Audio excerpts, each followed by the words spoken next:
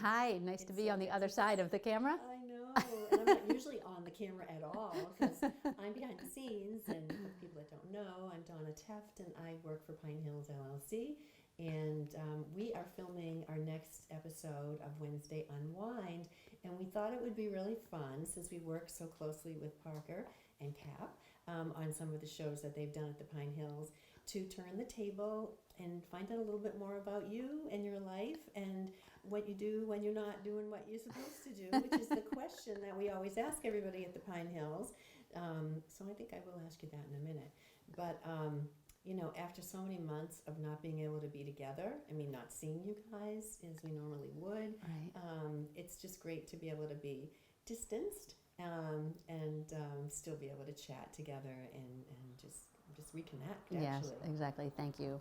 And it's nice to, it's just nice to see you again and nice to chat. And of course, the time during the lockdown when we couldn't see people face to face, couldn't have dinner parties, couldn't hug, which is, you know, huge for me. It was challenging. It was challenging for sure, but we're getting through it, and it's the new normal, and we all adapt. We're, as humans, greatly adaptable, which is good. And but it's nice to see you. Thank you. Thank you so much for taking the time. Oh, of course. So one of the things that is just always amazing to me is that, you know, your job takes you to meet lots of people. Yeah. You know, and you're inside all these different homes. And one thing that you do, and I've watched you do it with us a couple of times, is you just break down the barrier of being on television in such a sweet way. And how do you do that? I mean, is that something that you learn? You mean for the homeowners, you mean? Yeah, like how do you get people to just open up? Was that something you learned through being on television, or is it something that is just you? Well, I don't have any self-consciousness on television myself. So I think I try to inform them that it's just a camera. And what we really want is a conversation. And I think once we start talking, a lot of times the homeowners will say, "Are we interviewing yet?" And I was like, "Oh yeah, we've done a whole show." We've done a whole show. It's been great. But yeah, no, I don't know if I learned it, but my goal is always to be as organic as possible, as natural as possible, as unscripted as possible. And I think people are at their best when they're like that.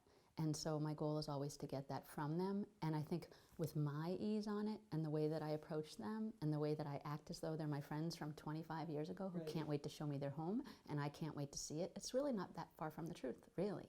I mean, I haven't met them yet, but I really feel like there is a connection between all people. We have more in common than we don't. And that you're only one person away from being my dentist's daughter. You're only one person away from being my sister-in-law. So I really look at everyone as though they're family and friends, and I've always done that. And so I think, you know, part of it is just my personality type, and then I think part of it is just the organic process that we have, where I don't allow them to overthink it. You know, just be natural. Just chat with me like you would. A friend coming to visit. Yes. Yeah. So you know I don't see the houses ahead of time. I know. No one can believe that. I know. I was there. But I've seen so many people over my career who will say, "Oh, I'll just tell you now, and then I'll say it again later on camera." And I had a cameraman once who used to ask people all the questions while he was setting up the cameras.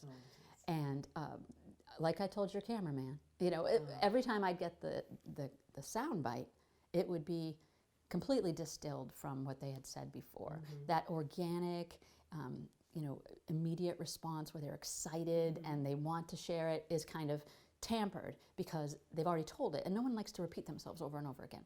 And so they'd say, "Well, like I told your cameraman, it was a pretty important day," you know, where their real response was, "Oh my goodness, this changed my life. You would not believe it. This blueberry farm was just like a page turner for us," you know. So I don't know.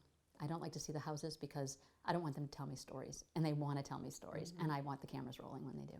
I want my audience to see it for the first time, just like I do. Wow. So we're experiencing it together. You do it well. Thank you. You do it well. Thank you. Yeah. You are definitely a natural storyteller for sure. But that sort of takes me to the question, because I look at you as in television, and people in television oftentimes have to be storytellers, right? Depending on the kind of show you do. So did you always want to be in television or broadcasting, or did you always want to be a storyteller? I would say the latter. I've always been a storyteller. Television is just the medium that I use. I had no intent, as some do, of, oh, I want to be famous, or, oh, I need to be on display. For me, it was always stories. I think about children when they're little. I think if you can allow and encourage and not get in the way of children, then they show you their true colors right around the age of 4, 5, 6.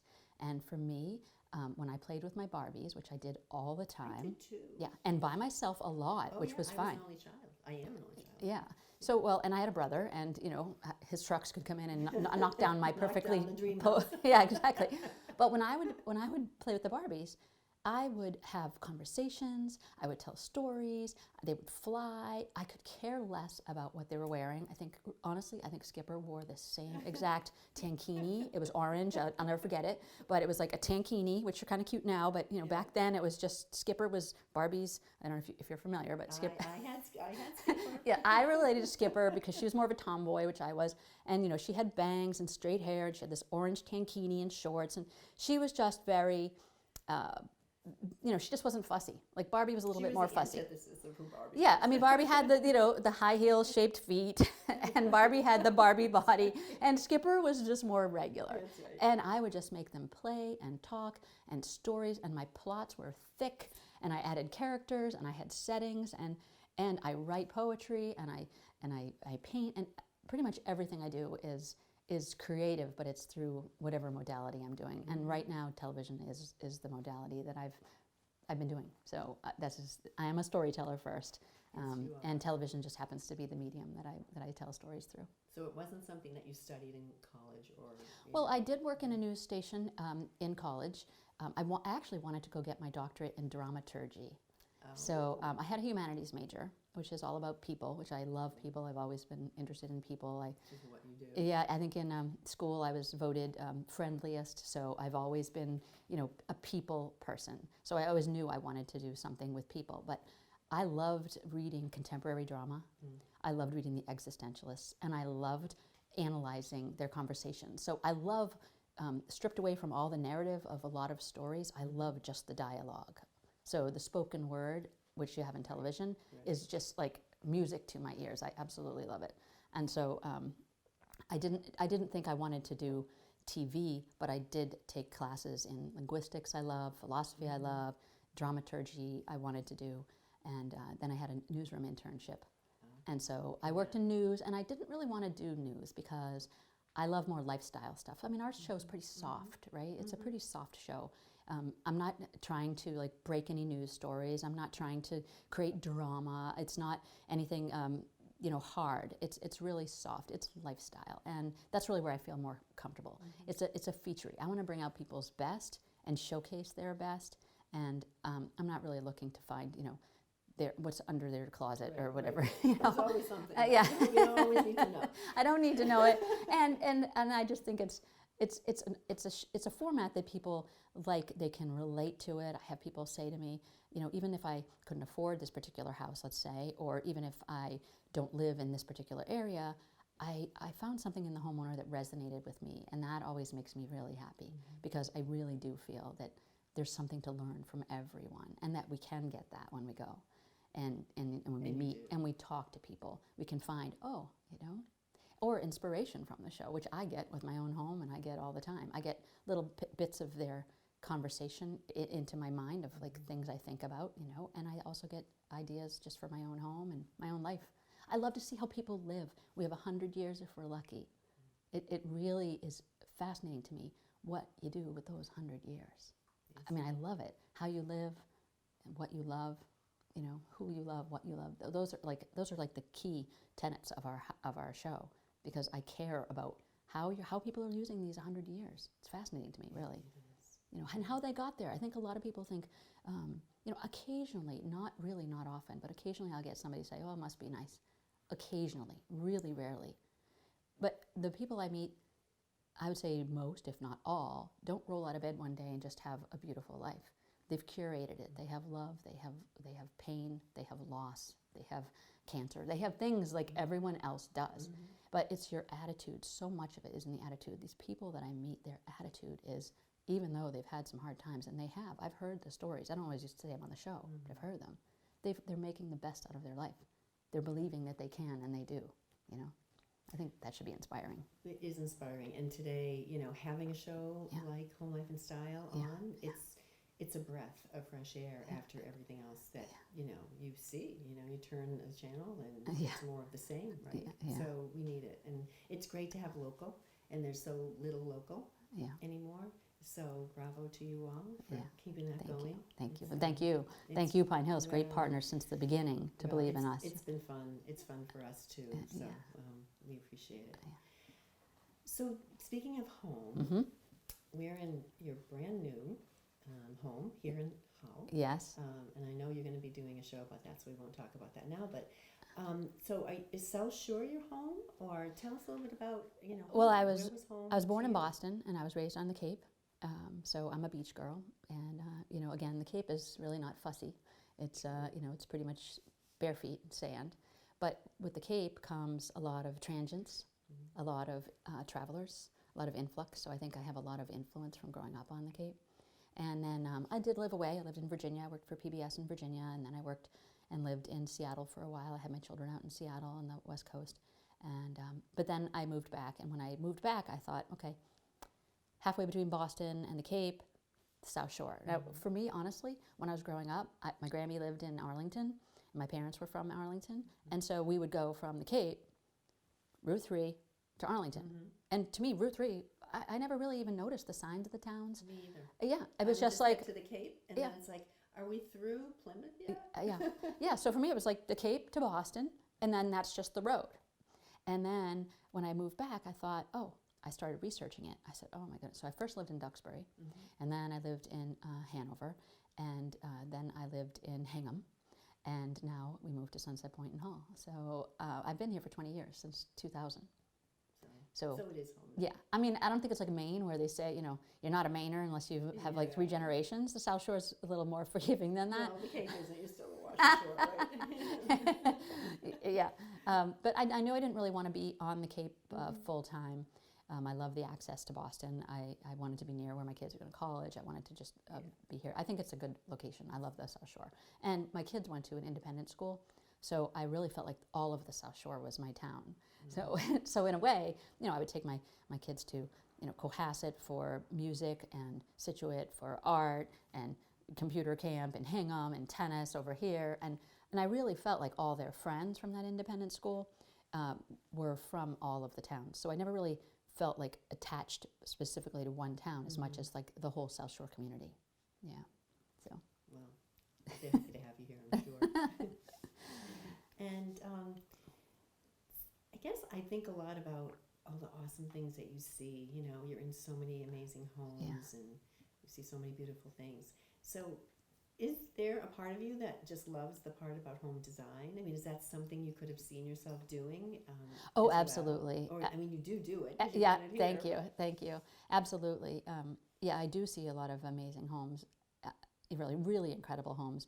And I never feel a sense of envy. I never feel a sense of anything except for just the appreciation of beauty, right? And I've always been like that. I have a mother who we'd be on the couch when I was a kid, and you know, she'd have the TV in the armoire, the way they did it for a while there. And she would get up in the middle of a show and honestly get up and then just tweak a couple little things on the top of the armoire and then sit back down. And I grew up with very neat parents, let's just say. I mean, my Nana used to wash my hands in the middle of finger painting. So sometimes maybe too neat, let's just say. Yeah, it's finger painting, Nana. It's finger painting, Nana. It's okay. You're allowed to get messy during here. But I did grow up in a very orderly house. My parents are very organized. I'm very organized. I think that's my producer in me. And my mother really cared about her decor and her home. And she made a beautiful home, and she still does. And her style's not my style. She has more of like a country plaid type style, which is fine, but she does it perfectly. The style that she has, she does it perfectly. Every single thing is with intent, and every placement of every picture, every place of every object, how things are laid out is you know, that's my mom. And so develop that eye. I developed that eye early, right? And I just have a natural, I think, sense of composition. And it comes from film, it comes from art, it comes from, you know, I know when something is right. And I think that designers do have that, Yes. you know. And I don't think design is just about making a house pretty.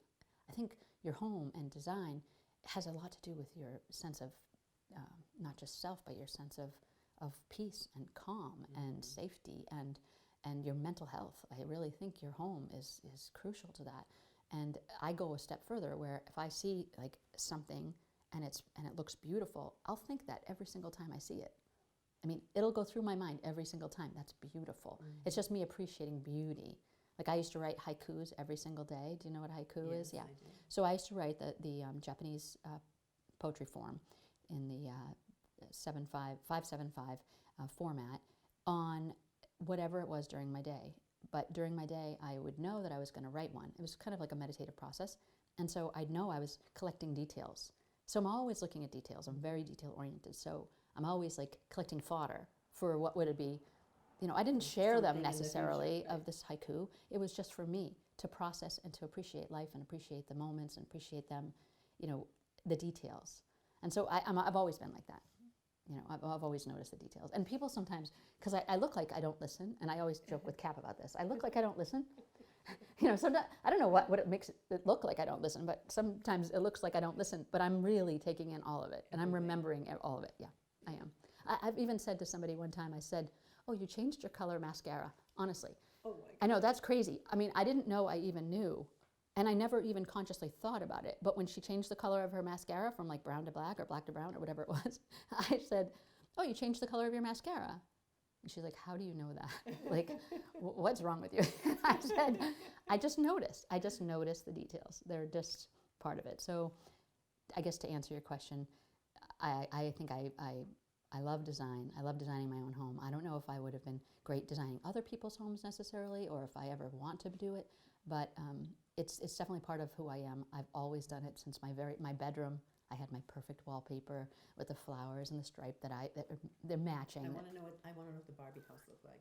The Barbie house, it was the penthouse. Oh, don't get me started. The Barbie was a penthouse. And I thought at the time, okay, I'm going to have a mailbox as my laundry basket. That would be really cool. And I'm going to have a fireplace in the center. And I'm going to have a white shag rug, really thick. And I'm going to have an orange fireplace, kind of like the color of your shirt. Yes, and it's going to be, big. right? And then I had a little cardboard piece in the back, and it would change from daytime to nighttime. And it was the scene of the city in the background. And then I had the camper, and then I had lots of other things, obviously. But I think that's a big part of. I think how you play is a big part of who you are. I think that's how I got stuck on loving fashion so much. Unfortunately, that was probably not a good Well, thing. don't you think fashion and design they're are very related. very related? Yeah. I mean, they have a lot of the similar skill sets. I think they cross over quite a bit. And I'm just now really getting more into, like, seeing that my clothing can also be a representation of that. I mean, not that I wasn't into that, but I wasn't always as into that as I am now. Now I'm kind of sort of seeing it all come together. It's just another way of expression, right? It is. Yeah. It definitely Yeah, you always look, I mean, over the top, fantastic. You're so sweet. Every outfit I've ever seen you in is just impeccable. So I know that fashion's your background. I don't know. Like you say, where does it come from? I don't know. But Yeah. whatever. So we just gone through a kind of a funky period in life. It's interesting. So how did you spend the time that was in lockdown?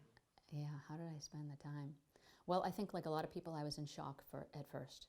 I mean, real shock. I wore polar bear fleece jammies pretty much every day. I wore a fleece hat to cover my hair, which all women know the hair was a major issue. I wore pretty much the hat as a staple. I wore the fleece jammies as a staple. And I was just in shock. I mean, I was really in shock. The world we knew was just completely changed.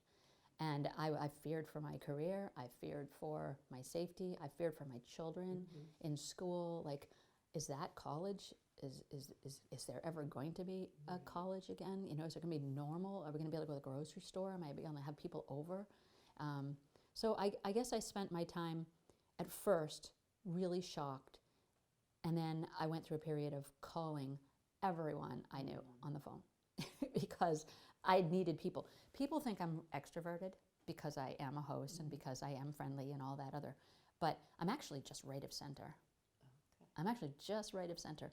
I need my alone time, Mm-hmm. and I need to my processing time. And if I don't get that, I'm a little crazy. So I need that.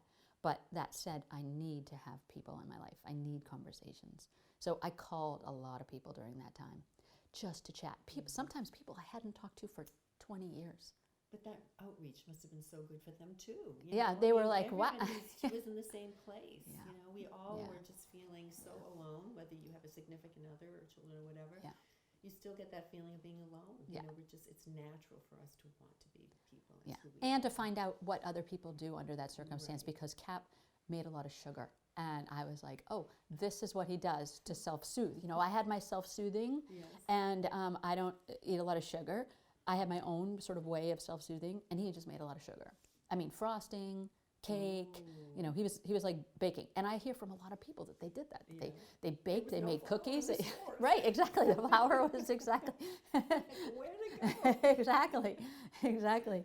But yeah, so I think I evolved like most people, where I started in shock, and then I said, okay, it looks like I'm going to have to live with this thing, like you do any kind of thing that you have, like when my father passed, or you know, whatever it is. That at first you're in the shock and the denial and the oh no, and then the I'm not going to change how I live, and then you just adapt. And so, Well, yeah. you've done well. Wow, I know. I'm grateful. I'm grateful. I mean, we're careful on the shows as much as we can be. The homeowners have had smaller dinner parties, you know, much smaller. They're usually inviting their bubble people, their family. We're not seeing the 60 people like we did in the Lexington episode, which I just love that episode. I just loved that episode so much. Or like the 1920s party where there's 50 of us, or the Miami Chic party that we had in some of these episodes. We're seeing smaller, more intimate parties, but I think it's been nice in a way, because I really get to know the people at the table. Yeah, and it's more intimate, and like you said, you have time to really get to talk to one another in a different way Yeah. instead of, you know, a bigger celebration. And it's still all about enjoying food, great food together. Yes. I mean, the element didn't change. Mm-hmm. It really didn't. It's just that we just have less people at the table crowded, and that's fine. You know, at first I thought, what am I going to do? Where am I going to go? How am I going to do it? And then I decided to do my own home. I said, well, I want to feature one of my own homes. Now I know how the homeowners feel to get their house TV ready. It's been crazy. Not easy. Yeah, no, it's a different level of company. It's, you know, it is. But so now I have a better understanding. Not that I just thought, oh, they just whipped their host together in a day, but it's a little tiny bit of pressure. But I'm glad I did it. It's going to be a 2-part Can't episode. wait to see it, and it's coming up. soon? Yeah, this fall. It's coming up this fall, and as soon as I can get it done, all of the elements. But it's 2 parts. I'm going to start all the way from the purchase of it, the deciding to tear it down, the deciding to eventually live here, and everything. Yeah, because it's a prefab, comes in 6 boxes, and no one's going to even believe that. It's incredible. That it looks so Look around beautiful. here and believe this is Yeah. a prefab. Yeah, because everyone's like, oh, modular home, and even I was like that. But no, it's Oh my gosh. you can elevate that and use it, and it's cost effective. And I had a really good team with me who helped take it from prefab to fabulous. Well, we'll make sure that you Yeah. let us know Okay. so we can make sure we Thank you. pre-promote it with you. Thank you, So thank you. everybody can tune in Thank to you. see all of this amazing work that you did. Thank there. you. So Yeah, that's well, and I'm really also great. looking forward to the Pine Hills episode. But that's coming up soon too, Yep, right? that's going to be this fall. Yep, in Climber's Path.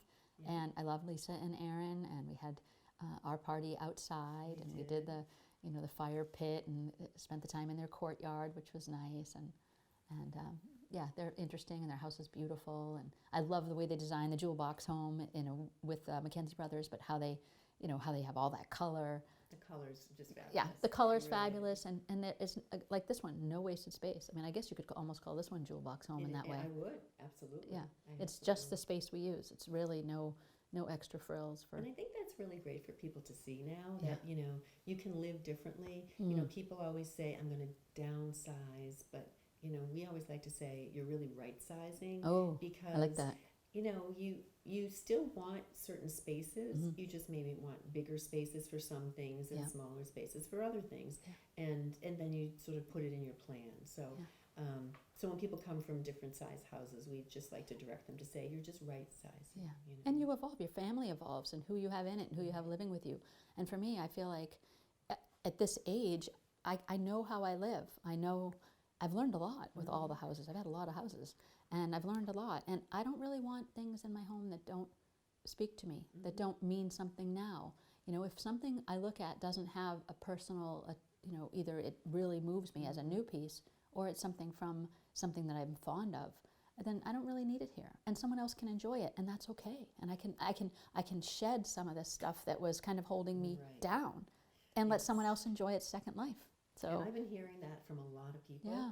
I was actually speaking to Mackenzie Brothers. I was speaking to them today about something, and they're, you know, sold their models, and same thing, the purge of whether it's your own things or when you have a model home and you're selling things, and, you know, do you keep them for the next model?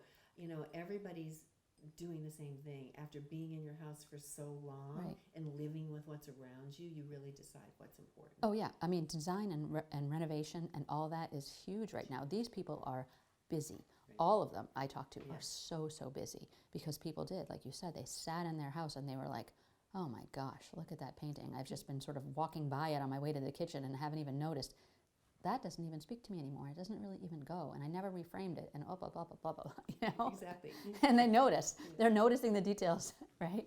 Well, because we're all in the go so much, as you are, you know. Yes. And so once you stop and breathe, you know, you look at things differently. And so hopefully we've all looked at things a little bit differently, and sort of not taking things for granted and being grateful, which I know we all are, and I know I am too. Yeah, and seeing how important your space is, you know, and how lucky we are. I mean, I have that thing with Habitat for Humanity that we do where people can buy a mug on our website, and the money goes, 100% goes to Habitat for Humanity. And we started that during the COVID lockdown, because one of the things that I thought about was, wow, I'm in my home and I might be moping, but I'm grateful I have a home. And there's still people who don't have a home. And so I was particularly aware of my home and how important it was. And even if it needed to. Pine Hills supports Habitat for Humanity of That's Greater great. Plymouth. And we have 3 homes that we're doing in conjunction with them right now, and one of which just was finished, and 2 others are coming on, and those 2 I think have veterans that are moving in. Oh, that's so great. just great work, and it's a great opportunity for you to contribute as well through that. I'll that's have to awesome. check out that mug. That's awesome. Yeah. Well, I was raised that giving is receiving, and I think it's true. You know, not for the accolades, but just for the actual what you do. It just makes you feel good. Activity of the soul in accordance with virtue is what Aristotle said. That's happiness. Activity of the soul in accordance with virtue, and that one stuck with me since college as a way to live. Well, it's a good one. Yeah. All right, some quick fun things just to add. Okay. So just like off Yes. the cuff. No. Okay. Yes. All right. No. Twice. 3 times. Green. Mountains or beaches? Beaches. Okay. Books or Kindle? Oh, books. I have a Kindle. I love it, but All right. books. Cook in or take out? I'll cook in. Vanilla or chocolate? Chocolate, absolutely. Dogs or cats? Dogs. Okay. I don't have any more questions. Those are easy. They're easy. I have one son who's a cat and one son's a dog. And their personality, once I figured out that my oldest was a cat personality, then the whole new world like opened up to me. And I was like, oh, he just likes to come in once in a while, rub against me, and then leave. My other one's at my leg, up, bummy, up, up, up, up. He's more like a dog. And so once I started saying one is a cat and one is a dog, obviously they're men, then I started understanding it. But for me, a dog. I don't have any dogs right now because we travel, Cap and I, on the road. It's so hard. Yeah, I just wouldn't want to put that dog through that kennel it all the time, or have them missing us, or whatever. Maybe someday when I live on a boat, I'll get a little dog. Oh, that's the next move. He's giving us a preview, everybody. Yeah, that's the goal. So at least 6 months out of the year, I think we'll live on a boat at some point. Sounds fun. Maybe somewhere warm. Yeah, yeah, probably somewhere warm. I would definitely pick somewhere warm. Yeah. Well, thank you so much. Of course, yeah. I'm sure there are many more questions I could ask you that I had on my list, but maybe we'll do that interview too. Oh, sure, whatever you want. Part 2. Yeah, whatever you want. After the show, Sure. we'll do another one, and we can't wait to have you back to the Pine Hills soon. And we really appreciate you joining us today for Wednesday Unwind. Oh, thank you. Well, my mother lives at the Pine Hills, and now we're putting her into assisted living at the Pine Hills. And we love the Pine Hills. I mean, I not only love your support for the show, but I'm a firm believer and an advocate and an ambassador for the Pine Hills, because I think what you guys do there is magical in all your forms, from the apartments, the houses, the community, the restaurants, the entire thing is Thank beautiful, you. a model for others to follow, really. And I'm really happy my mom is going to take this next stage at the Pine Hills. Well, thank you very much. Yeah. We very much appreciate that. And you know, home is more important than ever, and it's just a wonderful thing to be in this field right now, to be helping people find the place that they really want to live. Yeah. So, Well, you do it well. How about Thank a you. cheers for All home right. life and style and the Pine Hills? All right. Cheers. cheers.